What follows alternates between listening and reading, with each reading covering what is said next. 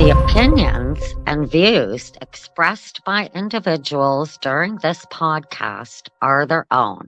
They may not be the opinions of this network, their groups, or other organizations they may be involved with.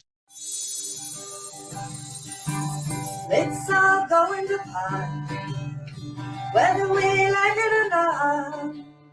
Best I can tell, the world's gone to hell, and we're sure gonna miss it a lot. All the whiskey in Lynchburg, Tennessee just couldn't fill the spot. I got $100 bill, man, you can keep your pills, man. It's all going to pot. It's all going to pot, whether we like it or not. Best I can tell, the world's gone to hell, and we're sure gonna miss it a lot. All the whiskey in Lynchburg, Tennessee just couldn't fill the spot. I got $100 bill, man, you can keep your pills, man. It's all going to pot. I got $100 bill, man, you can keep your pills, man. It's all going to pot.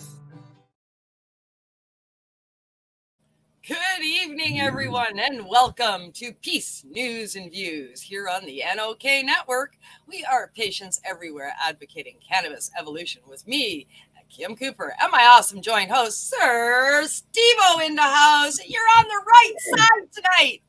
I'm on the I actually even pointed the right way. What do you think? That's awesome. Boy, this is an exciting week this week. I tell you, it's just been so much fun getting everything together for this tonight, and you've done a great job once again, and I'm so happy. How's things been going with you this week? Not too bad, not too bad. It is. I'm excited for tonight's show. I gotta tell you, I'm fucking stoked. We've got a full house tonight on here on Peace, News, and Views with some very experienced and very knowledgeable peeps in the house here. Along with others that are still learning and maybe not as much knowledge in certain areas, but definitely, knowledgeable in other areas that will also be able to contribute along the way. The pre-show convo tells me that tonight is going to be just fucking epic. Absolutely. Yeah. I tell you, getting everybody together, seeing that everyone's doing so well, and we're going to hear all about that. That's going to be great. But we have a great topic tonight to discuss. Yeah, we do. Lots of talk out there, with legalization, acceptance, deregulation, descheduling, all of this kind of thing across North America and beyond. Lots of talk out there these days, and lots of action going on the edibles and topicals front. Now, of course, with edibles and with topicals, you don't necessarily have to use flower. This is where extracts come in along with isolates. So isolated cannabinoids, stuff like CBD alone, CBN, a THC alone in the form of distillate, CBD in the form of isolate. All of these cannabinoids now are sort of being segregated, separated, and branched off into their own little play piles, so you can buy now elements of this plant all by themselves. And that's led to an influx of infusions into products with isolated cannabinoids. So that's the conversation tonight. Isolated cannabinoids versus whole plant. Now, what is whole plant? Whole plant can be known as RSO, or Rick Simpson oil, also known as FICO, also known as whole plant oil, also known as full spectrum oil, or FSO. It goes by many names, but basically we're talking about the entire plant being extra, having the oils and cannabinoids in full extracted, and then separating those cannabinoids. Which way's better? Is there one that's better? What are the pros and cons? We lost Steveo. He's going to come back in the house. And as soon as he does, he'll join the rest of us, because I'm going to take the opportunity to now start bringing in tonight's guests. And we are going to find out about everybody's opinions and where they get those opinions from here tonight on Siir Steveo's show that he's back with. I don't know what happened. I was just gone. Poof, there he was gone. And we're going to bring in tonight's guest. So let's start off with, we're going to go from bottom to top, I guess. Yeah. Since that's where I'm at, I'm looking straight ahead. So let's start off with Natalie Sophia in the house, all the way from Southern Ontario, Canada. And we've got Clayton Neidigh in the house from the good old US of A. Gurd Hayes, Canadian extraordinaire from Canada's Central Canada. Calgary. I almost said Saskatchewan. Chris Martin in the house, one and all, loved by one and all, Andy and Chris and Hempful Farms. And of course, the amazing, the awesome Sandy Lepp in the house, and one and only Josh White from Marijuana Maintenance Program. Hi, guys. Welcome, everybody. Welcome back to the show. We are so happy to have you guys here. Yeah, thanks for having us. Thank you. There they are. This is going to be a good one. Oh, yeah. Absolutely. He's got so much energy. I'm just going to watch him. I'm just gonna watch there's lots of talk out there. We were talking pre-show. There's lots of studies out there, using isolated cannabinoids in studies and trying to predict what they do, what don't they do. And lots of times one study will contradict another study. And we were talking a little bit about that at the start of the show or pre-show in the green room. We see that often where a study will come out and then 6 months later another study comes out saying the complete opposite. This leaves both patients as well as novice patients entering into this new realm of natural therapy really at a loss. People really don't know what the fuck to do because the information is contradictory so often. So let's start there on whether or not anybody has, before we dive in and start picking all the reasons apart, let's find out where you guys' stands are. Where do you sit with all of this? We'll go at this one at a time and just take a few minutes to, say if you're a fan of isolates, are you a fan of FICO, RSO, or whatever it is that you want to call it, whole plant extract, or is it a combination of both? What's your stand on all of this? We'll get into the whys later. Just tell us where you're at. Let's start off with you. I guess first off is top of the house. Who's up at the top? That's Mr. Steveo. Oh, that'd be me. Well, I am a big fan of what I've always called FICO. I'm old school, so anything that was ingested, I called FICO because we didn't make it. Like Rick Simpson, using, what he used. It isn't actually ingestible. So I tend to use FICO with using the alcohol and making it tincture and reducing it stuff. So I'm a big fan of that. Isolates, I'm just beginning to learn about them. I know isolates such as terpenes, I think is a great thing, to be able to use that as an isolate and mix them and stuff. But what do the rest of you guys think? Oh, let's jump down to Natalie. Hey, Miss Natalie. Hello. So where are you at with all of this? Well, I'm with Steve-O. I'm a big, huge fan. I don't call it FICO. I call it RSO. And I learned how to, of course, make it myself. And the great thing about it is that it is so versatile.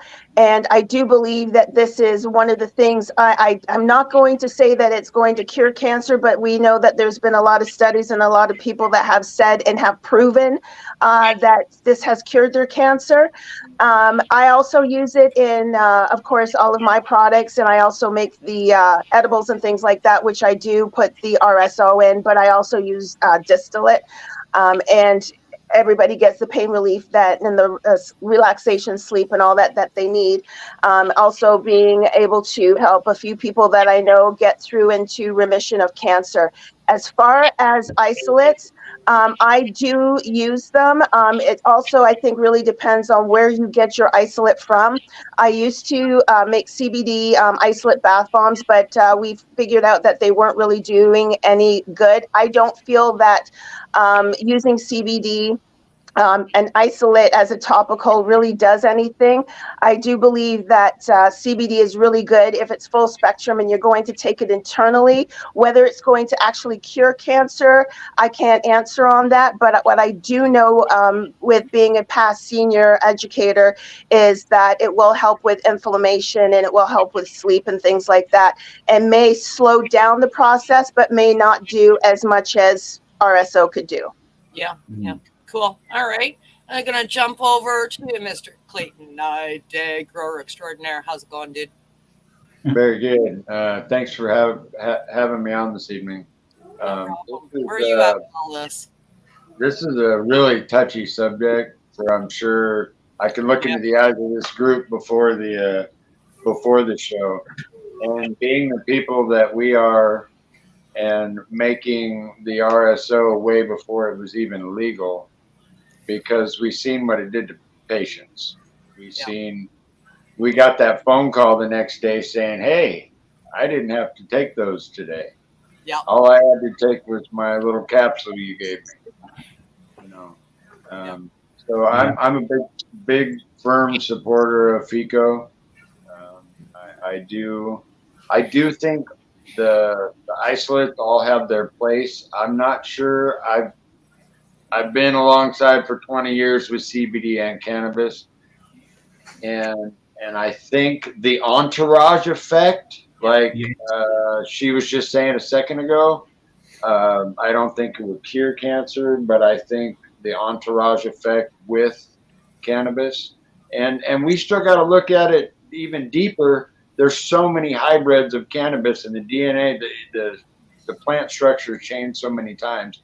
Its potencies, what it was bred for.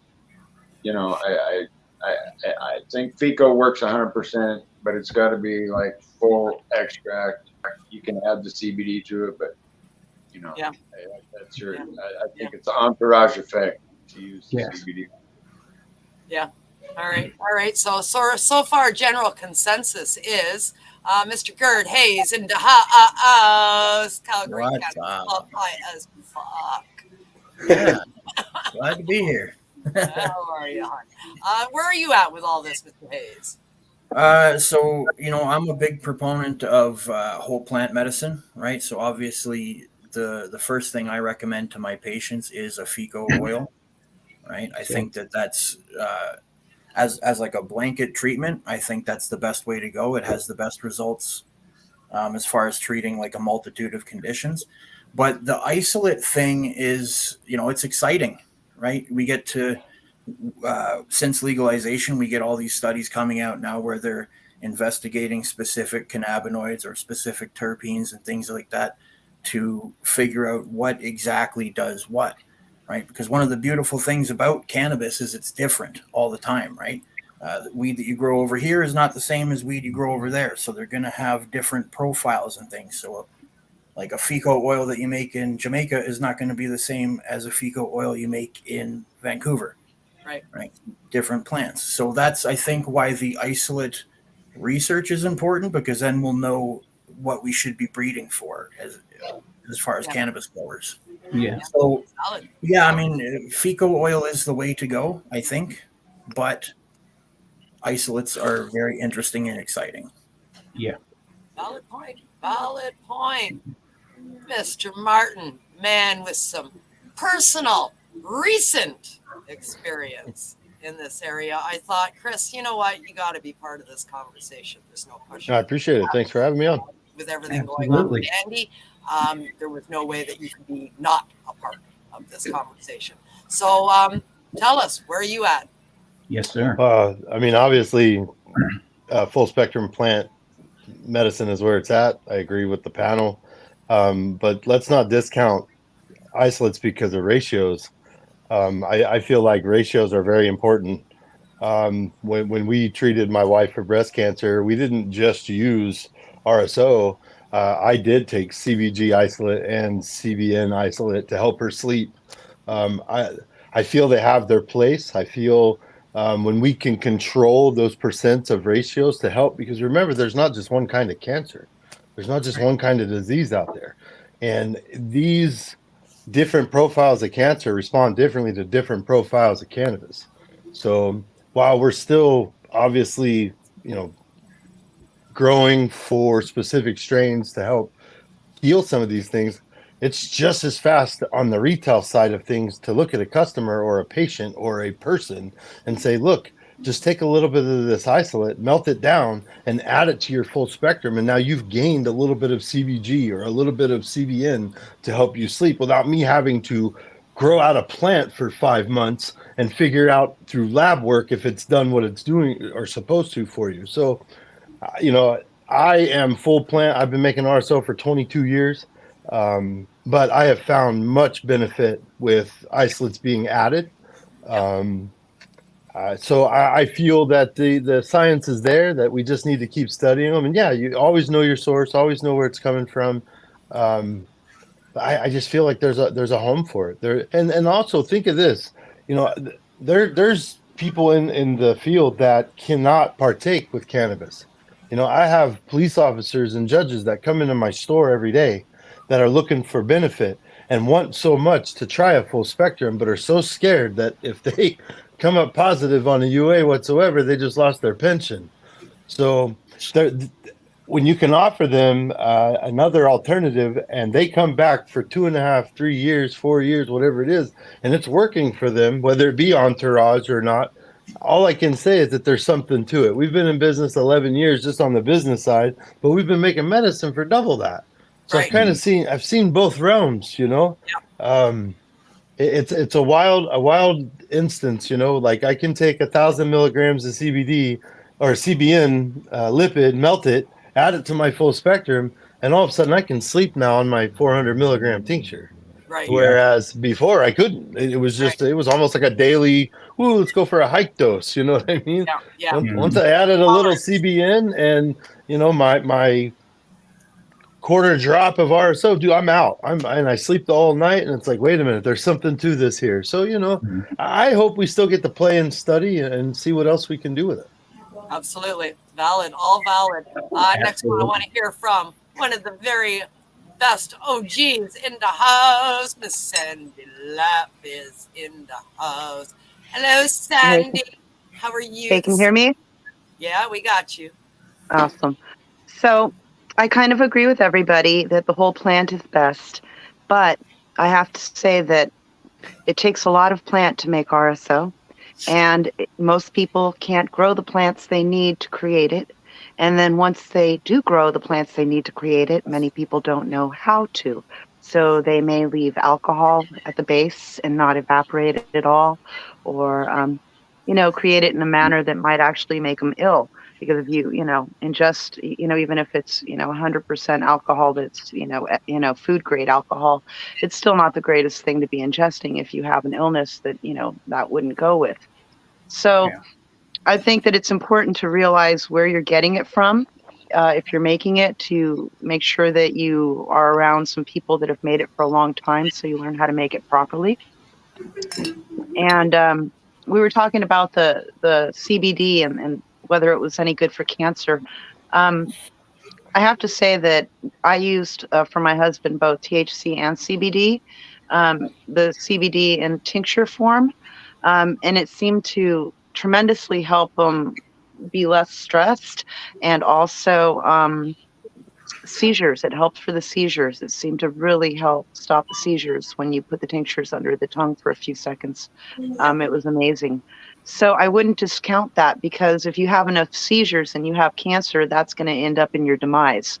So it's all a package deal. So I don't think that that it needs to be discounted in any way. And then regarding the isolate, they can put it in pills now, doing it that way. So if you can figure out the exact amount and keep it precise and put it in a pill, that is what the industry wants. And eventually, most likely try to get rid of home grows to focus on isolate and pill type of technology, which can be more controlled by the greater industries. But I don't discount them being useful either. So I mean, it seems to me that everybody's pretty much agreed here that where are we at? Hang on, what's happening? There we go. That's what I want. Playing with buttons. It seems everybody's pretty much on the same page. Josh, we didn't get to you. That's what I was supposed to do. See, I'm having a fuck of a day. Hey, Josh, yeah. Hey, we all have a day every now and then. It's all right. Yeah. 3 or 4 a week. 3 or 4 a week. Josh, you were talking prior to this that you feel like you're a novice in this, and you're like, oh, I don't know if I have enough experience for this conversation. Honestly, that's one of the reasons that I wanted you in here, because you are not a novice, but you still feel like a novice, yet you feel like you don't have enough information. This is a position that probably 90% of the cannabis community feels that can absolutely, understand that and feel the same thing. So, I mean, where, after hearing everybody and plus your own personal feelings, where are you at with isolates from the knowledge that you do have so far? Well, I'm definitely, I'm in a discussion panel with people that are, far more versed in this industry than I have been gained to be in the few years that I've attempted to be in the cannabis industry side of things. I've always used cannabis, always used, different forms of cannabis for personal medicine. As far as my take on it, much like everyone says, Rick Simpson oil, which, is made with naphtha. So you definitely don't want to ingest that if you make real Rick Simpson oil. Right. It's a topical solution made to cure skin cancer. And it definitely works 100% to cure skin cancer. Agreed. If you use FICO, which is my preferred method, is FICO, you're getting full extract cannabis oil, but depending on how that FICO is made, that can be changed dramatically. Some people make it in the Green Dragon method, which is a short shake with a long soak, and then you cook off the lipids and fats if you know what you're doing. Otherwise, you just leave that in and possibly kill people later, from the fats and lipids going rancid inside of your FICO. Where you're getting your FICO from, the people who are making it, having knowledge of what they're actually doing, hugely important. Because of what I do, the marijuana maintenance program, we have specific tinctures that were made for our group, by some really dependable people who use isolates to create specific ratioed tinctures, specifically for your person, yourself. For me, I needed a huge amount of RSO. When I came off of heroin and meth and cocaine and all these other drugs that I was rapidly on, it took a large dose to knock me out and keep me knocked out long enough to get past those detoxes. I was doing 1,000 milligram RSO doses. When I found Drizzle Dabs, and he told me that there was ways to make the tincture so that I didn't have to use 2,000 milligrams of RSO, or 2,000 milligrams of FICO. I could cut that ratio down dramatically by adding in isolates back to FICO to increase it. So you're going to add in CBG. You're going to add in, for me, I added in a lot of CBN, a lot, because I needed that knock you out formula. And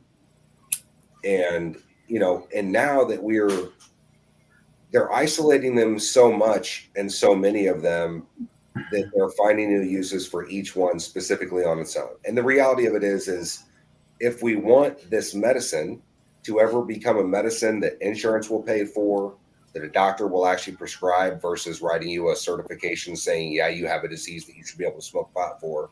There's a big difference between a doctor writing you a prescription and a doctor saying, yeah, they have cancer. Yeah, they have cancer is not a prescription for pot. That's why my insurance won't pay for it. And if we want that, we have to be able to give them what they're asking for, which is peer-based review studies and the ability to dose. And a dose does not include a few puffs to a lot of puffs, dependent upon strain. That's not a dose that a doctor can get behind and say, this is a dose for cancer. So the isolate scene is going to give them what they need to be able to say, yes, this is medicine, and this is the part of the medicine that actually makes this work, so we can prescribe you CBG. The doctor will be able to prescribe you CBG isolate, and the insurance will be forced to pay for it. Once we get to that stage. But we won't get to that stage by a few puffs or whatever, depending upon strain. That's not a way that a doctor can dose something.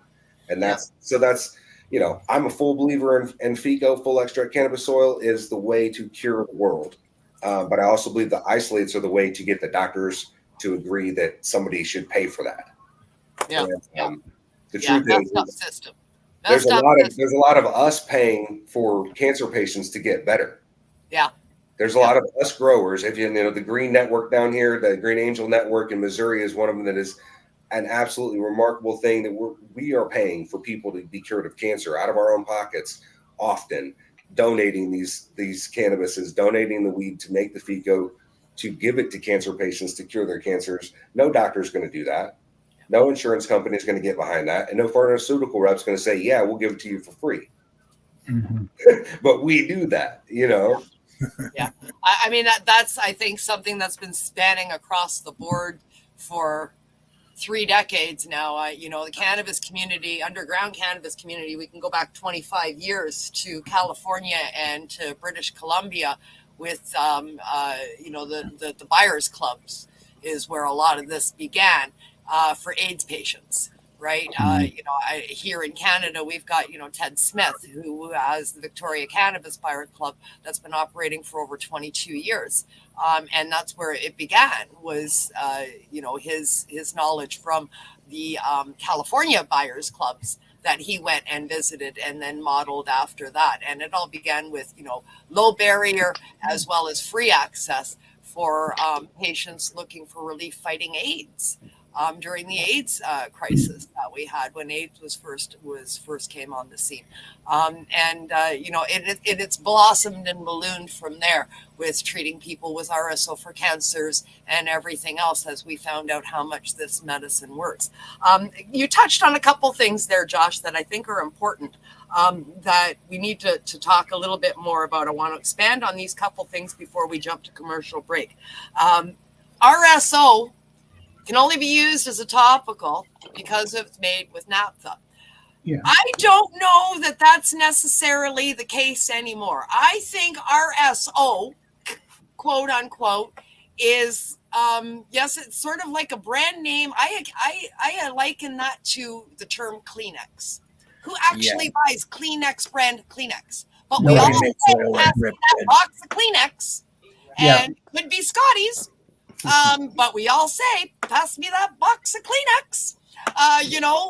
So to me, RSO is Kleenex in the world of cannabis. I don't think anybody really even actually follows Rick Simpson's original recipe. Nobody's using fucking naphtha. That's not a single person I know.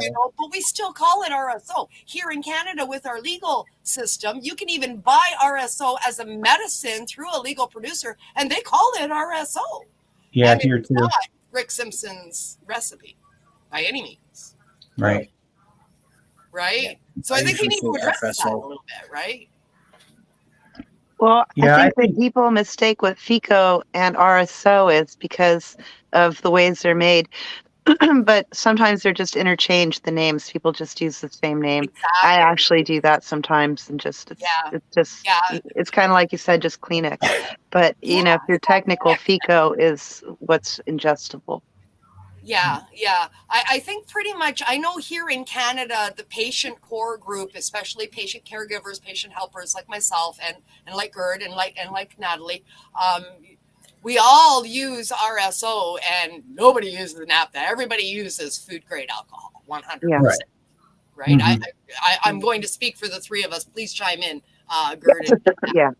Yeah. Yes. 100%. No, for sure. 100%. Nobody makes oil like Rick did. Like that honestly, like, you know, hats off to Rick for you know, putting a spotlight on cannabis oil, but that was some archaic bullshit that he was on. Well, you know, before Rick Simpson, before Rick Simpson's video came out, all right, and all of that, I'm a little on the older side here, between everybody that's here. You know, we were making fucking RSO. We were calling it that. We were calling it black oil back then. It was just oil. It was black oil. We were using fucking camp fuel.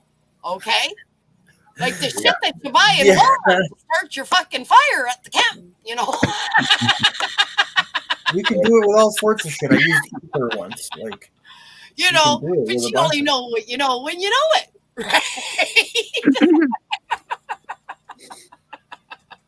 Yeah, I mean, that was early 80s, late 70s. It was fucking camp fuel or whatever you get your hands on. Yeah. You know, I mean, we were killing ourselves for Christ's Yeah. But hey, and I wonder why I have COPD, right? We used to put some in a little flask with 100 proof, and it's really hot here, so it get like 110 in the window, and it just evaporate into a little goo, and you'd eat it. Yeah. The potheads are good at evolving, though. Look at how far extracts have come just like in the last 10 years, right? Yeah. Definitely. We're good at evolving quickly. Yeah. We learned, you know, testing got more readily available, and it got better. And we got to learn, right? And the sharing of information. I mean, it came to a point where, you know, there was not a very, it's been a very short period of time where a group of people like this could be in the same room with each other having a discussion like this and sharing massive amounts of insider knowledge that would never make it across from California to Illinois in a 5-year period. It took me 5 years to find Jinko jeans in the 90s, you know? Right. And exactly. And now here we are spanning borders, you know, we're from East Coast to West Coast in 2 nations right now, sharing the information, sharing the knowledge, sharing our own experiences, and our own personal beliefs and views. You know, this is what's advancing this medicine and the knowledge across the board for patients. I mean, I'm a firm believer, anybody that's gravitating towards this, they're like, okay, you know what, I need an extract, I need FICO, I need RSO, I need something because I need to sleep, because I have pain, and they're like, yeah, no, I'm not a patient, I just want it for this. You know what, buddy? That makes you a patient. Yeah. It sure does. Yeah. One thing that I can't stand is when people come to me and they're just like, you know what, Natalie, I just want to get high. And I'm just like, really? Why? No, you don't. Well, you know, you got to tell me something like, you know, my job shit, like, you know, the kids are driving me crazy. I'm going through a divorce. I hurt my back at the gym. Like, you got to give me something. For you to say that you're high, that's just idiotic to me. Yeah. But there's always an underlying reason. Yeah. There is always. I just want to get high. Why do you want to get high? Right. Yeah. That's the med. Everybody thinks it's got to be some sort of physical reason. Like, nah, the mental health reasons are the big ones to smoke. Yeah. And if you just want to get high, you know, studies have proven that's why people do heroin. Yeah. Right? Like, dopamine is good. Feeling good is good. But don't get me wrong. I'm not saying that, you know, getting high is not fun. Especially when you're with a group of people, because sometimes, you know, when you smoke by yourself, you're just like, wah, wah. But you get so much higher when you're with other people. I don't know what it is. I don't know if you guys experience that. Yeah, absolutely. It's group energy, right? Yeah. Group energy. Yeah. It's the group loss of oxygen. Getting high was the goal, you know, and through my youth and even when I first got sober, maybe getting high was the goal, but at some point through utilizing it as a medicine, the getting high became a side effect. Yeah. Goal. You're absolutely right. You know, I want to feel better so that I can go walk around in the woods and shoot my bow. I want to smoke a joint so that my foot doesn't hurt. I want to, you know, it was a cause and effect thing. You know? Yeah. Well, and if nothing else, it's good for mental health because, you know, it gives you those good feelings like Gurd said, you know, the dopamine response and things of that sort. You know, and like certain terpenes like limonene is the happy terpene, and it just makes you happy just smelling limonene, even if it's in your, even if it's in the cleaner that you're using to clean your floor. You know, there's a purpose. It's the smell. I'm guilty of that. I want to say something. It's like Vicodin. When you are sick and you need it because you broke your foot, you don't feel high off that Vicodin because the pain swallows up the effect. Yeah. But if you take that Vicodin and you have nothing wrong with you, you may feel a little nauseous and not right because you really didn't need it. Yeah. Now, for me, I've had colon reconstruction surgery. So when I smoke, I don't really feel high. I feel like I'm myself. Yeah. You know, and I smoke a few joints a day and I don't feel like I'm high. You know, I feel like I can function instead of having to lay in bed, crawled up in a little circle, holding my feet up to my chest and my knees tight because I'm hurting. So I think that the difference is basically, you know, how you use it and what you use it for. But in general, I do believe that even for mental health, you know, some people, it's a hard world out there, man. Everybody's struggling. I think everybody should be smoking weed right now. I feel bad for people that aren't, and I don't even know how they function in this world without it. Seriously, I think that's why we have mass shootings because people aren't smoking enough weed. Yeah. But yeah, that's my 2 cents about that. If you need it for medicine, it doesn't get you as high. That's right. And I couldn't agree more. 100%. I agree. You know, isolates, I've been hard over the years on isolates, especially upon the emergence of CBD. When I don't know if y'all remember, it's been about 10 years, I guess now, maybe 8 years since the emergence. And it's just like, it was like a craze. Everybody had, THC is bad. We just want the CBD, you know, and it was like all about the CBD. And it's like, holy fuck. Oh, that's something that's good on my salad. Yeah, made me a little bit fucking crazy, I gotta say. You know, I kind of fought back against it for a bit, you know, because it was like, okay, you're all crazy, man. Whole plant all the way. But yeah, 100%. Over time, I've softened my stance a little bit, just a little bit. But I do use isolates now. But I use them, as you have all indicated during your times to speak, I do the same. I use them to tweak my whole plant, to make it patient specific. What is it that you need? All right, well, I've got my base is my whole plant. All right, for you, we're going to add a little bit of this, and we're going to add a little bit of this, and we're going to add a little bit of this, and look, there you go. There's your meds, and it's perfect for you. So I do think isolates can play a great role in areas like that. But when I see these sort of legal industry, because we have legalization nationwide here in Canada, and there still seems to be a huge push for CBD isolate alone. I gotta say, I'm still not a big fan of that choice. No, they make it seem like CBD is specifically some sort of fucking miracle thing. Yeah. Right. CBD is produced in dandelions. It's not that uncommon of a compound. And sure, it's great for things like inflammation and that, but it's not the be-all, end-all of cannabis medicine as an isolate. Fast, easy cash crop. And every person who has real money knows that they can go get a freaking license to grow hemp for $154. I can grow 100 plants. I can grow all of the CBG, CBD, CBN that I want, and no one's going to stop me, and nobody's going to come check it or even care what I'm fucking growing once I have that license. Yeah. So that's where, and then you push that into the industry, into the people's faces enough over and over and over and over again, and it becomes okay.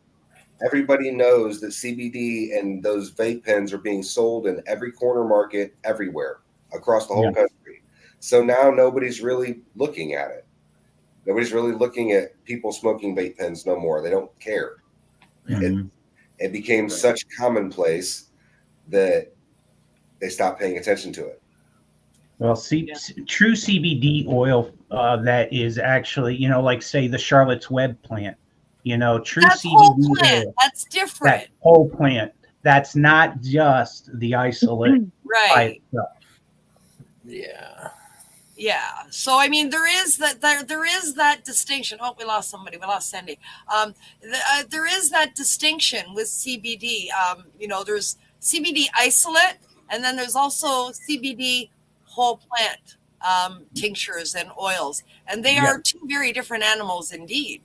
Mm-hmm. I mean, you're going to get the whole plant, right? CBD by itself isn't really good so much. It's good as a supplement to add into other things that you do. You take CBD every day, but I don't take just CBD. Well, it's like THC. I mean, THC by itself as a distillate doesn't do a whole lot for me. Yeah. It's a weird buzz. You try smoking a dab of THC isolate or something like that, and it's a completely foreign type of. Yeah. It was not cool. It's like the high has no depth. It's one-dimensional. Yeah. It's monotone. It's mono. I don't know how to explain it, but it's very just monotone. One-dimensional. Yeah. One-dimensional is a good way. Yeah. Yeah. Yeah, absolutely. Now I have smoked distillate. I've dabbed distillate. When distillate first came out, I was dabbing quite a bit of it. But I was still on a lot of my opiates back then. I was still riding the opiate train a little bit. I was on my way off of them, but I was still on low dose opiates. And I used distillate to replace the opiates in many ways on its own. And then I started mixing it with the RSO and everything. And that's when the light bulbs all went off. It's like, oh, fuck, I get it. Yeah. And everything, right? But in the beginning, I was just dabbing the isolate, the distillate of the THC. And I got to say, it's one-dimensional for the high, but it does help with the pain. It kills pain. That it does. It does kill fucking pain. Oh, yeah. Each isolated compound is going to be great for things. And that's why, like I said, it's exciting to see because you can kind of tailor make it to what you need it to be, right? Yeah. Yeah. Absolutely. Absolutely. All right. Studies. One study comes out, says, this is what happens with this. Another study comes out 6 months later. It says, no, this is what happens with this. Everybody's fucking confused. We're going to dive into some studies. We've got a new one that's come out from NORML, National Organization to Reform Marijuana Laws. And I know the panel wants to pick this apart. So we're going to have some fun with that one. Oh, yeah. But first, I'm seeing it's medication time. It is. It's break time. While we take a few minutes here to hear about a few of the other shows in our lineup here on the NOK Network. So come right back. Absolutely. We'll be back in about 4 minutes and 20 seconds. Stay tuned.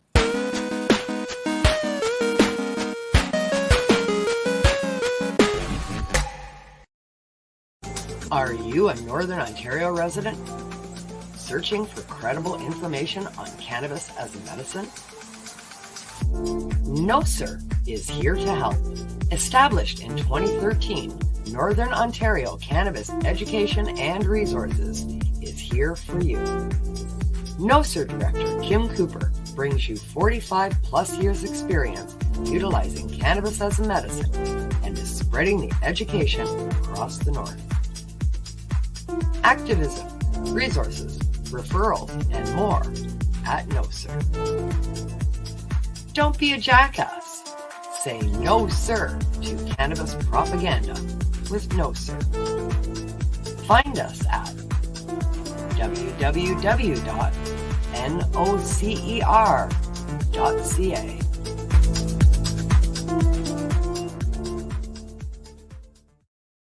Winter Movie Nights on NOK Network. Tune in to NOK on alternate Sundays at 9 p.m. Eastern Time for our winter documentary series. Our 2023-2024 lineup will include informative documentaries on natural therapy, food, and agriculture.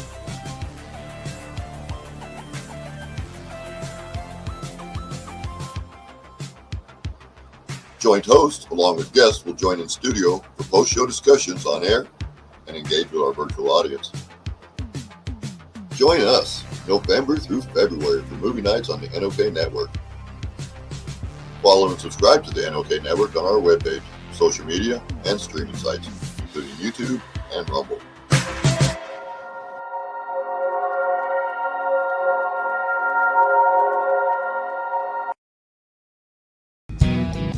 Psychedelic Tuesdays on NOK Network. Tune in at 8 p.m. Eastern Standard Time for Psychedelic Reporters. Bufo Alvarius is scouring the newswires for stories being reported in the mainstream media on the psychedelic front and passing them on to Hobby's Puppet and Tarra Simpson so they can bring them to you, our listeners, in this 60-minute video news podcast. Tuesday evening news. Join us for Tuesday evening news each week at 8 p.m. Eastern Standard Time for all your news and information from the world of psychedelic medicine. Follow and subscribe to NOK Network on our webpage, social media, and streaming sites, including YouTube and Rumble.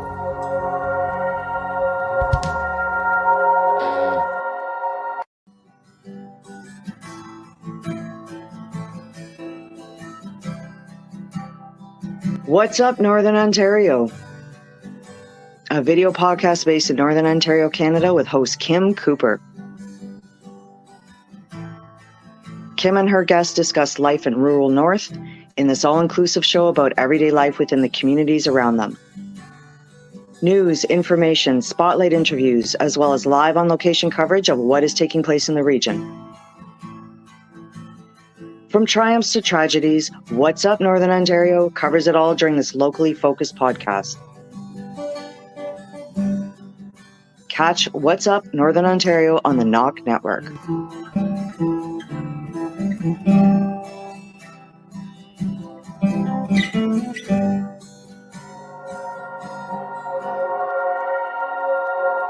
Hey, dudes and dudettes. Enjoy the show, man. And we are back from our medication session here on Peace News and Views. Welcome back. Welcome back. We hope you enjoyed our break, and you'll tune into one of the many other podcasts that were highlighted during the break, produced and aired here on the NOK Network. I didn't bother taking anybody out of the feed. There's too many of them to take out and put back in. Fuck it, I left them all here. We're all here. It's all good. And in this way, we can jump right back into this great panel that we have here tonight. That's great. Absolutely, 100%. Shout out to Neil Rasmussen for doing our "Hey man, welcome back" voice. Neil is awesome. Yeah, that was good. I thought it was Chong. I thought it was Tommy at first. Yeah, right. Sounded like him. Yeah, absolutely. He's a good sport doing that. He recorded. I've got, I think, 6 different voices in the can that they play on different shows, so it's pretty cool. He's a good. Our dude. lineup is awesome. Yeah, he's a good dude. All right, Normal Canada. Normal USA, not Normal Canada. Normal USA, the original Normal. Has come out with a study. They say analysis CBD dosing not associated with changes in disease progression in patients with advanced forms of cancer. This was done in Queensland, Australia, and they say that the use of CBD among patients with advanced stage cancer is not associated with changes in either disease progress or survival, according to the data published in the journal that they have out there, BMJ Supportive and Palliative Care. Australian researchers compared outcomes of CBD versus placebo in cohort cancers. The study participants consumed either CBD up to a maximum of 600 milligrams a day or a placebo daily for 3 months. No changes in either disease progression or survival rates were identified between the 2 groups.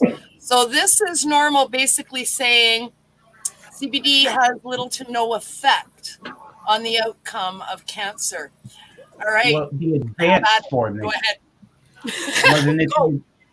Wasn't it just the advanced form though that they were testing? Only the advanced forms of cancer. Yes. What they They were used talking advanced forms of cancer. So people that are already diagnosed end of life. So stage 4, they're going to die. Yeah. I bet you they did that study like that because that's the only way they're going to get the hospitals right now to actually be able to okay something is if the doctor looks at that person in the office and says, look, they really only have 30 days left.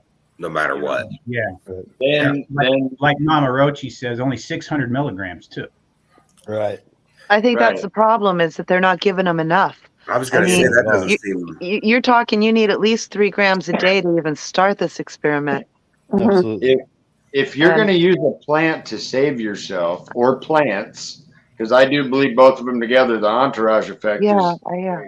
Yeah. If you're going to do that, why wouldn't you overdose yourself on the plant? You know what I mean? Why would you even do a study at 600? Exactly. I mean, I think my mom put 600 in her coffee every morning. Exactly. Because usually those studies are usually meant to push something else, not information. It's usually meant to push a brand or a stock or somebody's wallet. It always depends who wrote that and pushed that. Well, and in Australia, you're meant to believe it and trust the professionals in that, but those guys, they twist things to favor the guy who paid for the study, right? Absolutely. But I have a question for you guys in the sense of if you're at stage 4 and you're basically at the end of your life and you're going to pump yourself with 3 times the amount of CBD, at that point, is it only just so that you've got basically some pain relief at the end of your death? Because wouldn't you would have to mix a CBD with FICO, of course, RSO at the beginning to have any kind of success rate. But if you're finding out at stage 4, I think it's going to be a lot more difficult for that person's life to be prolonged than if they found out a lot earlier that they've had whatever type of cancer. Yeah. Again, I think it's more like what Clayton was saying was that the only way a hospital was going to approve the study was if it was somebody who's already at end of life, 30 days left, they're headed to hospice. Yeah, we'll approve them to be on a CBD study. Otherwise, they're not going to approve it. They're not approving full extract cannabis oil studies right now. There's not much that can help somebody who's stage 4. Yeah. And that's my biggest question, I think. That's my biggest thorn in my fucking side with all of this, I disagree. About end of life here, somebody's been diagnosed terminal. Whether you've been giving a year, 6 months, 30 days, it is irrelevant. You're diagnosed terminal. To me, because I've had that diagnosis, to me, that's when you throw everything, including the motherfucking kitchen sink at that shit. Why are we isolating to CBD? If you're diagnosed with something that is going to possibly or most likely take your life, I don't give a shit about the legality of it. I am going to do what I got to do to get the shit that I need that's going to make this shit go away. Right. Yeah. That's where I am. And I don't understand anybody who isn't. Take as much as your body can safely absorb. Did they do a study on THC isolate? Or just the CBD? Sorry? Did they do a study on THC isolate or CBG isolate? Or they haven't CBN released isolate? anything on any other study. This is the only. I follow the release of I have a program on my thing. Anything that comes up with THC, CBD, and the word study with those 3 words correlated, I get a ding. Don't you feel like it? Don't you kind of feel like it's a play on words? Kind of like when you hear any of the presidents say that they're pardoning federal pot prisoners for small possession. To me, it sounds like a play on words. They're almost dead. We gave them a little bit of CBD. It didn't work. Sorry. Don't know what there's nothing to see here, kind of that's thing. That's how they study pot. Remember, the reefer madness studies where they killed the monkeys, right? If you Absolutely. suffocate something, it will die. That's how they killed the monkeys. Yeah, right. Cannabis Yes. is going to kill you because they just suffocated them. So Yeah, in studies 1972 are they always did screwed. that. They Yeah. put monkeys in a box. They filled the box up with smoke, and then they said that the THC killed the monkeys. Well, there's no fucking oxygen in there. That's asphyxiation. Come on. I We can't call believe that hot boxing. Right, Talk but that's about like a government study that you're meant to. I was like, wait, you could die from that? That sounds like high school in the parking lot. Yeah. I know. I think those monkeys would have been hugging it out by the end of it all. I've done some shit at festivals recently. Like, yeah, You guys know obviously a lot of these government studies are to spread misinformation as well. Yeah, you know? misdirection. Absolutely. Smoke and Propaganda. mirrors. Yeah, exactly. You know, so that's why, you know, I get hopeful when I see orgs like Normal. I know everybody has their own views on that particular org, but any grassroots outside government org that commissions or participates or requests a study that's done outside of government coffers, I think that we need more of that. We need more of the grassroots study. We're starting to see a lot of that take place here in Canada with the advent of grassroots people sort of entering into the space of legal producers. They're now, you know, sort of under the wings of some of the larger corporations, but they're able to participate in or request studies on different plants and what they do to different ailments and that. So we're starting to see more of it where cannabis producers are the ones in charge of the studies rather than government bodies. And we're seeing different results with that. Surprise. Well, I used to work in marketing, and I can tell you can get results from your data in one way or another, depending on how you want that data to look. You can perform a real world study real quick. Just type into Google, is coffee good for you? And then open a different window and type into Google, is coffee bad for you? Right. You'll see Good lots point. of studies in favor of both. Yeah, exactly. Yep. Yeah. A new one comes out every year in favor of both. Yeah. And I that's thought true you were for about to just start about talking anything. about monkeys again. Dan, I don't know why you have such a problem. Just why are you even here then? I don't even know. Okay, moving on. Anyway, it's amazing to me. So everybody here, you all use isolates to tweak your own recipes. Do you use also, I heard a couple people talk about using isolates sort of in pill form on their own. Are you personally finding results with that? Anybody that's doing that or knows somebody that is? I like to just sprinkle CBD into things because I have a bunch of isolate powder. So I literally just salt bay that onto whatever's going on. It's just a nice little supplement in your daily vitamins. We have 100 milligram CBD only capsule, and it's actually one of our higher moving items. And it's mainly for people that do not want to use full spectrum. They're scared of THC because of whatever reason, whether it be a dirty UA, whether it be their job, the CDL. I got a lot of CDL drivers that come into my shop, and they do not want to go near a full spectrum. So I almost feel obligated to offer something other than even a broad spectrum they would touch, but they do not want a full spectrum. They can't risk it. It's legalities, right? It's about Absolutely. the law. Absolutely. I think if you got cancer, you need to use both because you never know what is that secret ingredient that's maybe within one or the other that maybe work together in that entourage effect or whatever it is. I believe you need both. Yeah. And if you're talking cancer, an ml or two, you need both, and you need a gram of each at the time of consumption 3 times a day. I mean, you need a couple 3 pills of the like a 0.3 pill, 3 of them, each sitting,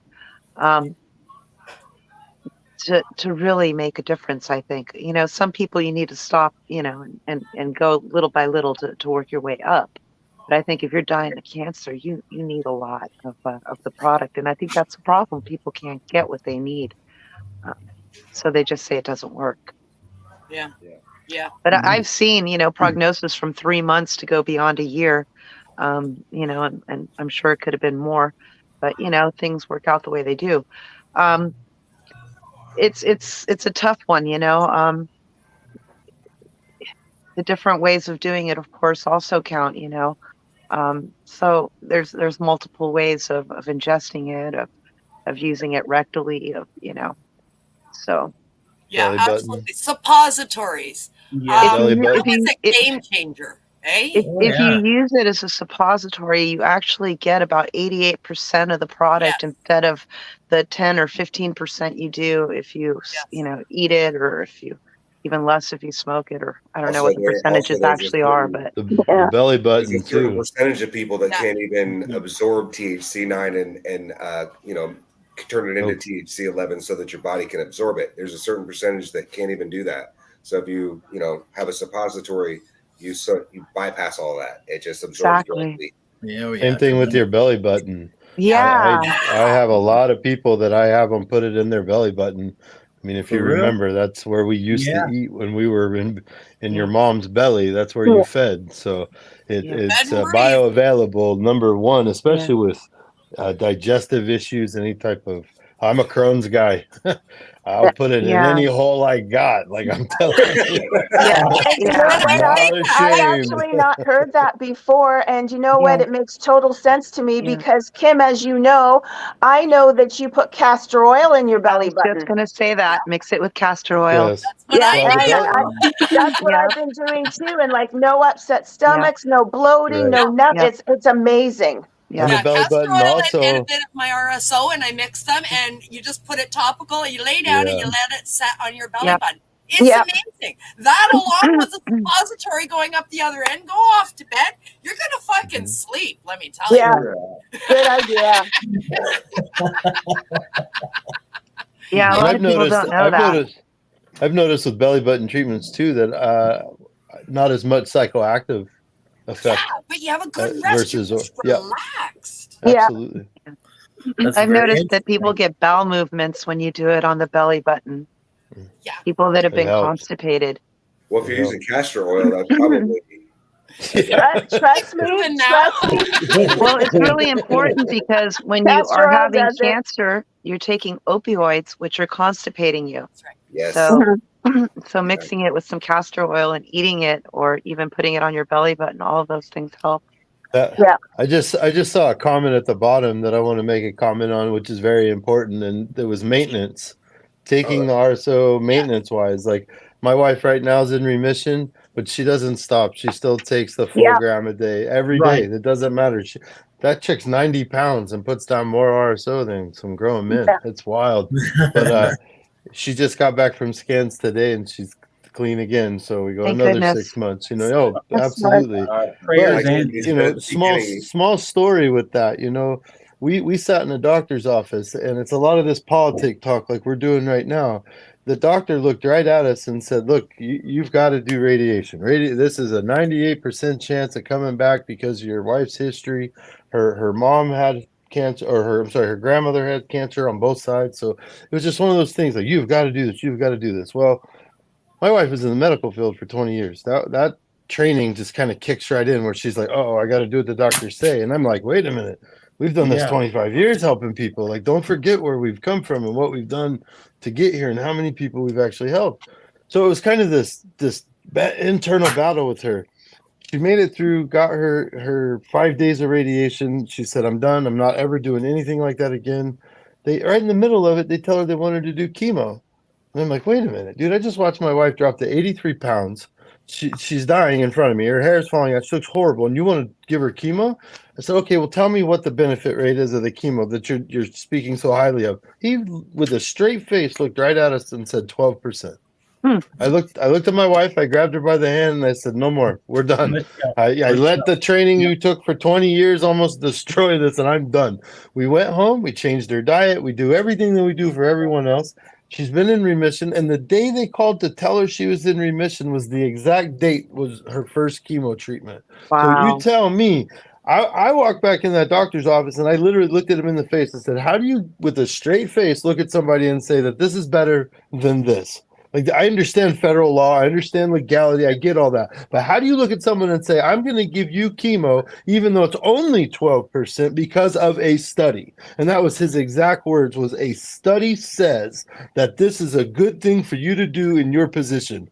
I'm sorry, but my wife's alive right now because she said no. She decided, you know what, you're wrong. This is not what we're going to do. So you got to take those studies with a grain of salt and really do your own research, you know, and go out and read, because these guys will sell you a dream and it's false. It is But you know what complete people have to remember? The problem is right now, and why there's so many issues with our healthcare system, all the boomer doctors are retiring, and then the new doctors that are coming in are having to take the patient load from the boomer doctor from before. So that's why everybody's just like a number.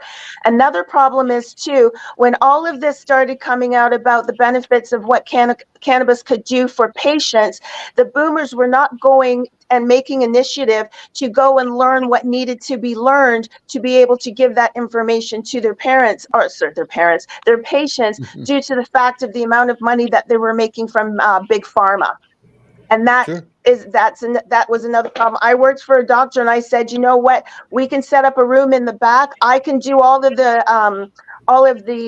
education, all of that. You write the scripts, and like we can make money that way. Oh no, but I would rather open up a methadone clinic. Oh yeah, because that's going to solve everything, right? Yeah. Wow. Yeah. Man. No, it's just federally funded. Yeah. Yeah. Yeah, it should be They illegal. own the pharmaceutical company, also own the methadone company. Yep. So they're going to get you addicted, keep you addicted, then give you the cure. And Yep. you're going to pay for that for the rest of your natural life. That's why I started the marijuana maintenance program. I decided that I was going to quit Suboxone when I was in rehab. And they said, if you decide to stop Suboxone, we're kicking you out today. And I said, you're going to kick me out of rehab for quitting drugs? That seems a little counterintuitive. Yeah. Counterintuitive, yeah. Yeah. As long as it is a dealer. Yeah, see, they want to be the dealer. That was the spur for all of it for me. And that was the thing, like, okay, I'm done then. And I'm going to use this thing that these old timers used to make fun of me about in AA, I know, being on the marijuana maintenance program, and I'm going to start my own thing. And I'm just going to do my own thing. And now, you know, we offer tinctures. Illinois, 2018, when I came back from Colorado, Illinois passed the opioid alternative program, which is basically if a doctor is willing to prescribe you any type of opiate of any kind, you can actually say, no, thank you. Actually, I'd like to just write my certification today instead. And the doctor has to write you a certification for your cannabis card instead. Wow. Yes, which was a huge push. It took like 4 different Republicans and 4 different Democrats to get them all to agree to pass it. And it was a big push, but that's going to save the world. The opiate crisis we're facing right now in this country is going to destroy anything that is out there, period. There is no coming back from carfentanil. When they go past the fentanyl craze that's going on right now, and carfentanil, which is coming next, hits these streets, it is 5 times as potent as fentanyl, and it will kill you looking at it, basically. So if we don't do something to shift this away from the opiates, it's going to destroy a whole generation. Absolutely. The opiate crisis it's across North America. It's across Europe. I mean, it spans this globe at this point. The long arm of big pharma is giving this green planet of ours a really big fucking hug, and not in a good way. You know, it's a very creepy, rapey kind of hug. We need to stop that shit that's going on with fucking big pharma, you know, and they've got very long arms that are spanning. There's no region that is safe from this scourge. And the education, you know, shows like this, showing people there are alternatives, natural therapy alternatives. I mean, this entire show we've talked about the availability of FICO and different elements and isolated cannabinoids that can be used depending on where you live, the legality of your situation, the job you may hold that is dependent on you coming up with a clean test, but still being able to access cannabinoid therapy. I mean, the barn doors on this plant have been busted open at this point. I think. And the choices out there are enormous. There's choice everywhere, but it still comes down to every patient, every person doing your own individual research. What's right for you? That's a problem for big pharma. That's a problem for government. That's a problem for further acceptance, allowing this in mainstream as a medicine that's accepted. Talking about isolated cannabinoids, putting them into a pill form so that they can be manufactured, mass produced. Does anybody have an idea, besides doing individual cannabinoid therapy, is there a way to mass produce, mass market cannabinoid therapy? I'm sure there is, and there's companies already doing it. I believe it's Nancy Pelosi's son who is or was part of a company called Verde Technologies or something like that, who is specifically doing that and putting them in pills. But I'm sure that the larger companies are wanting to do that because it's a way to take control of the industry, of course. Yeah, but you have to use They isolated probably already got them cannabinoids, right? fixed. Sorry, go ahead, Clayton. I was just saying, I agree with Sandy. They probably already got 5 years worth of that pressed. Yeah, probably more. Ready to Yeah. go. So how do we approach that with plants? It They has just to be don't. isolates, right? They want drug identification numbers on compounds. That's just the system that they operate in, right? So you're going to take cannabis and break it into the 500 plus different components that you got and try to give each one of them a drug identification number so that they can have control over it, right? Yeah. Control. Exactly. That's exactly what that comment just said. The law dictates what we get to do. A lot of us have pushed it, but Exactly. So I think that's the big stumbling block. So I mean, even if we break down 500, say we identify 500 from cannabinoids, just ballpark number, 500 cannabinoids, they're identified. We can isolate them all. Okay, we're going to isolate them all, make them all from the same plant or whatever, so that they're all now isolated cannabinoids and pure cannabinoids. Then we can mix them back together in certain amounts and have a universal thing. Is that still going to be the same as whole plant medicine if we're missing the flavonoids and the terpenes and anything else that maybe we're unaware of? Yeah, I don't think it'll ever be the same because a lot of those compounds, once they become pharmaceutical products, would be synthesized compounds. So you're losing something just with that, right? Let's go a little past that. I mean, if he grows a plant and he grows a plant and he grows a plant and she grows a plant and they're all from the same cut, all of them are going to look differently when we're done. If you do an actual breakdown of the cannabinoids inside of those plants, they will be different for each one of us. they will all be different. Same plant, all cut off the same plant. Terroir. So that's just one plant. There are thousands of strains now. I mean, we can go even further than that. I'm sure hundreds of thousands of strains nowadays. Yeah. But each one of them is going to possess something that might be the one that cures it completely by itself. That whole plant extract on its own cures it completely. Yeah. When we talk about that versus the single cannabinoid that might cure it all completely, there's a big difference there. You know, like, is CBG going to cure cancer by itself? Probably not. No. Is a plant that may or may not have already been even bred yet, is the whole oil from that one plant going to cure it? That's a good ass possibility.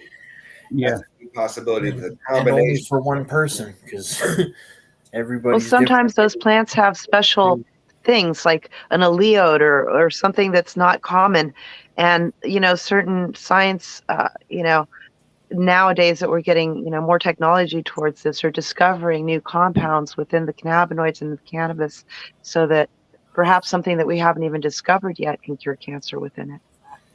Exactly. There's an element in there that we're not even aware of. There's thousands of them, I'm sure. Exactly. How do we know which one is the magic bullet?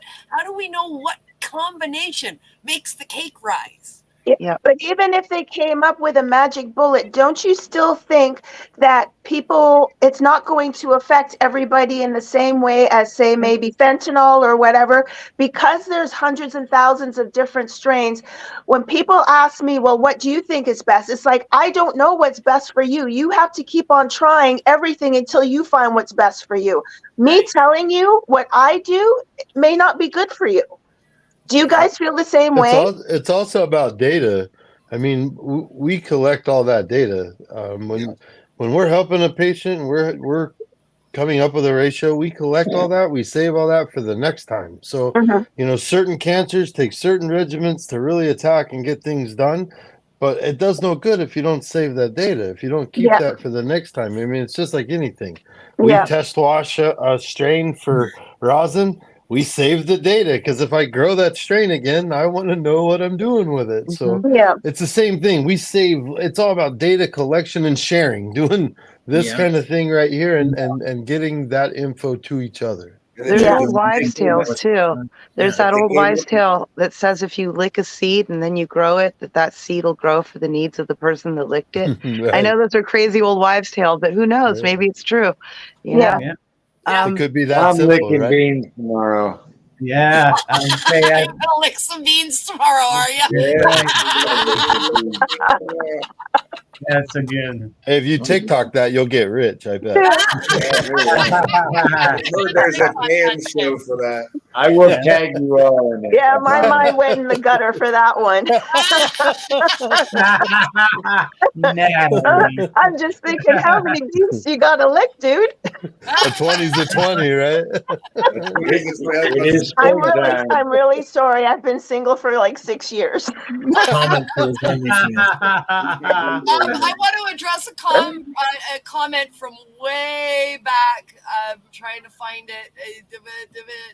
I can't find it. Somebody mentioned, I believe it was Ashley, that was mentioning endometriosis. Big problem for a lot of women out there. Endometriosis seems to be on the rise. And there it is, found it. Soaking a tampon. In it, insert it. It will help. And no, Ashley, it is not TMI. I also, my wife actually suffered from that, and she used a pain patch. We make a transdermal now, but she used to use it on her stomach instead. Like I thought it was a back patch. I broke my back, so I'm sticking it to my back. She'd come walk around the corner, buckled over, and she'll lift her shirt, and I'm like, oh, I didn't even think of that. Next thing I know, we sell more for women than we do men at all. Ashley would do well to put some on her belly button.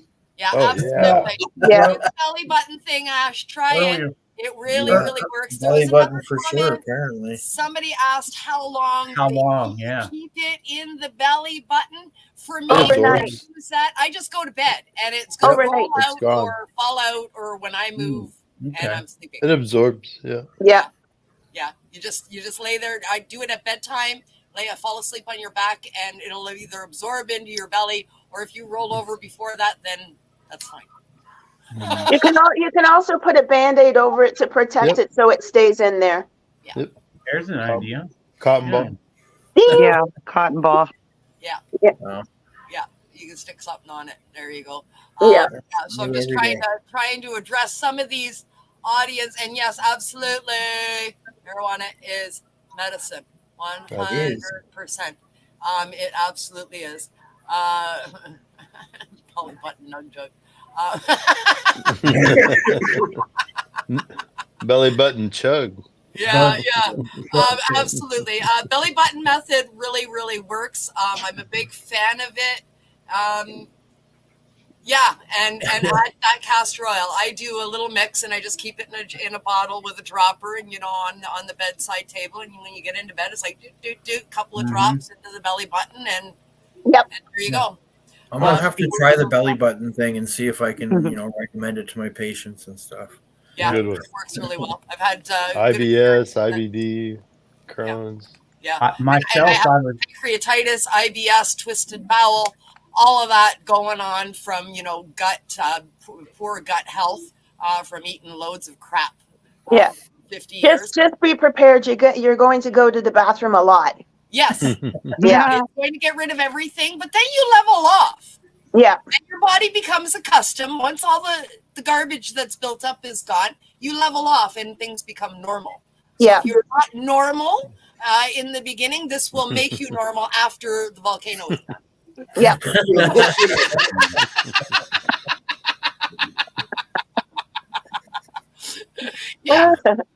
Yeah. Even the castor oil alone without any cannabis is good for you that way. Yeah. Yes. 100%. I put RSO. I put that. I'm like Frank's Red Hot Sauce. I say that about RSO. I put that shit on everything. On everything. You know, it's in absolutely. Got a hole, stick it in there. It's good for you. You guys, I could talk to you about this shit all freaking night, but we are rounding out to the end of our show. I would like to give everybody the opportunity for a shout out and to be able to, plug everything that you want to plug. So I'm looking for, where the hell is it? Where the hell is it? We're going to cue the Holy chickens. shit, Cue the chickens.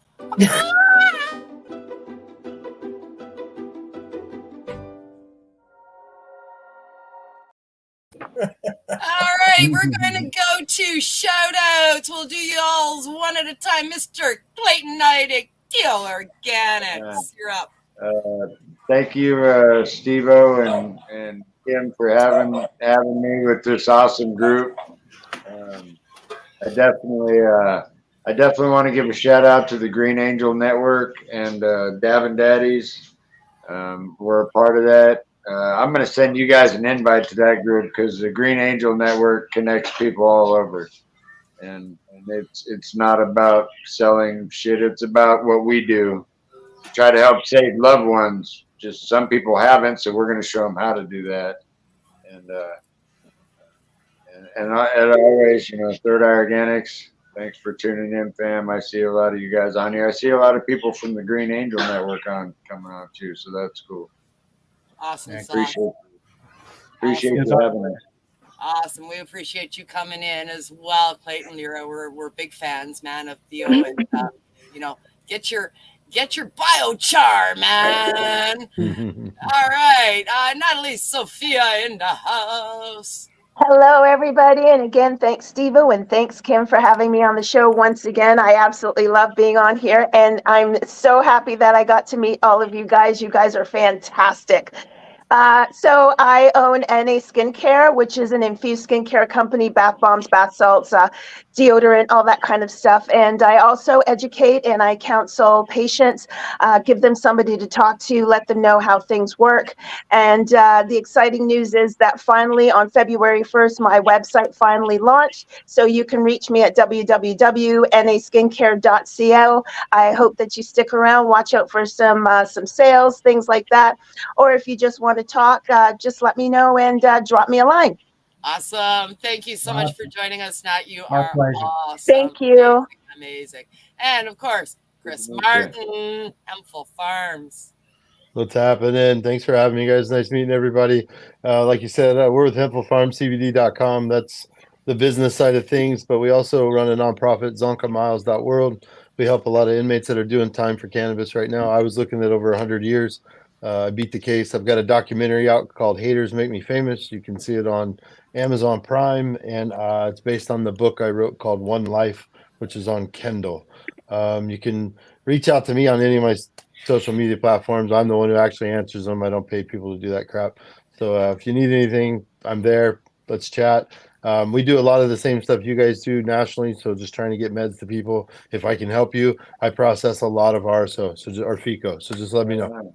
Absolutely. Awesome. Wonderful. Thank you so much for joining us. It was our pleasure, bro. Absolutely.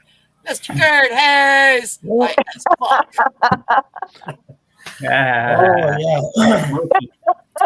Yeah, so I run the Hayes Brothers Compassion Club out here in Calgary. We try to connect patients with resources. I am also the president of the Calgary Cannabis Club. We put on great community events, things like that. But the main focus right now is the High as Fuck Happy Hour. You guys can catch us live every Saturday on YouTube, Facebook, and Twitch. we'll actually be live in a little bit, putting weird shit in waffles while we get baked. It's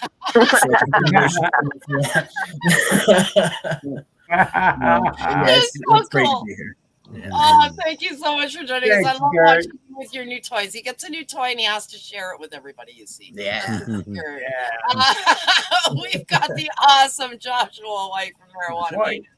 What's up, guys? And Josh White, and I thank you guys for having me up again with this amazing panel of people over here. Absolutely star-studded and in so many different ways, with a lot of people with a lot of great knowledge. So I hope a lot of people end up getting to see this. I'm with the Marijuana Maintenance Program. You can find that at www.marijuanamaintenanceprogram.com. We have a huge Facebook following, but you can't find us on there without going to the website, because if you type in my name in the Marijuana Maintenance Program in the Facebook search, you do not find us. I also am the proprietor of White Glove Seed and Clone Company. We breed specifically for opioid and alcohol drug replacement tinctures and drug replacement weed, basically. So buy my seeds. That always helps.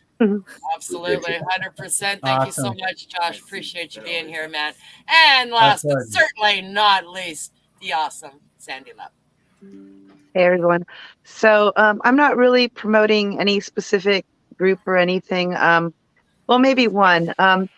The art that my husband and I did together before he passed away is going to be shown by Stephanie Landa and the Freedom Grow Group at different venues that they are going to be attending. So keep an eye open for some awesome cannabis art that'll be available. And I'm donating some of that to Freedom Grow for cannabis prisoners. So that's pretty much what I've been working on lately, is trying to put that all together, so I'll be able to present some of the art to everybody in the future. Oh, that's so amazing. Thank you so much for that, Sandy. I really, really appreciate you, hon. Thank you, Sandy. Love Sandy. Worked together with Sandy on a couple of other shows, both international. Shout out to Puff Puff Pass. Another great show that you want to check out there that Sandy Thank you again for having me. On a regular basis. It's our pleasure. Absolutely. Thank you, everybody. All of y'all. I mean, the information sharing was fantastic. All kinds of points of view being brought in the house, information for patients out there on methods of ingestion, what our views are on isolated compounds versus RSO. What is RSO? Remember, Kleenex, man. RSO is the Kleenex of the extracts in the world of cannabis. Just because it's RSO doesn't mean it was made with, harsh chemicals or anything like that. We're smarter than that now. We've evolved. And the man's recipe has also evolved. So remember that when you're out there and you're getting your meds. Thank you, everybody, for joining us tonight. Really appreciate you being here. Thank you. Thank you. Thank you. Steve-O? Thank you, everybody. Yeah, we appreciate you guys coming back. It's always great to see you guys. I'm glad to see that everyone's excelling and looking forward to 2024. We wish you guys all nothing but the best in everything you do. Absolutely. Thanks, everybody, for joining us. And to you out there, our listeners, for joining us here each and every week on our cannabis-focused podcast. Mr. Steve-O, you got a line? I do. Thanks for tuning in, everyone, and we'll see you again next week with another very special guest here on Peace, News, and Views on the NOK Network. Good night, everyone. Bye. Let's all go into pot, whether we like it or not. Best I can tell, the world's gone to hell, and we're sure gonna miss it a lot. All the whiskey in Lynchburg, Tennessee, just couldn't fill that spot. I got $100 bill, man, you can keep your pills, man. It's all going to pot. It's all going to pot, whether we like it or not. Best I can tell, the world's gone to hell, and we're sure gonna miss it a lot. All the whiskey in Lynchburg, Tennessee, just couldn't fill the spot. I got $100 man, you can keep your pills, man. It's all going to pot. I got $100 bill, man, you can keep your pills, man. It's all going to pot.